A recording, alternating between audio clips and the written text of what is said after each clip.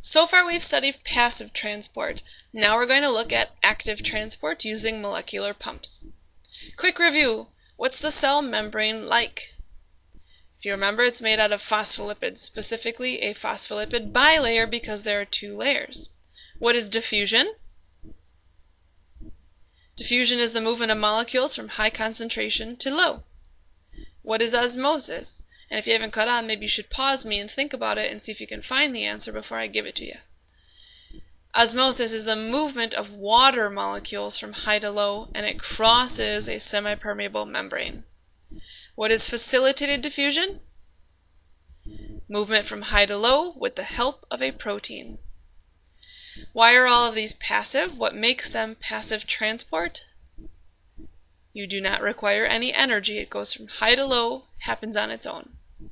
So now we're going to look at active transport and how it's different.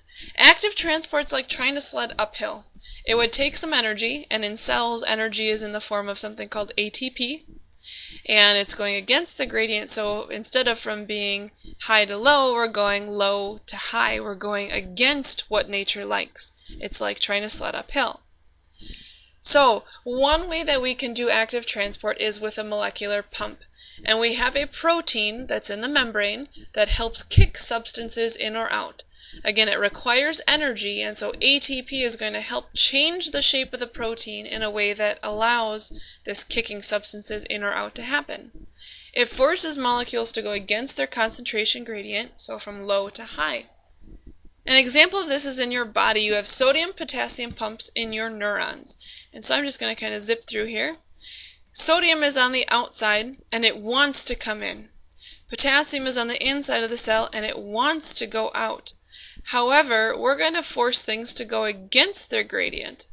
We're actually going to kick sodium out, even though it wants to come in. This takes energy. We need to put some ATP in there. So ATP is going to bind. We're going to break the ATP to release energy, and we'll talk about that later. This changes the shape of the protein and kicks out the sodium, so it goes against its gradient. It's going from low to high. Now remember, potassium is inside.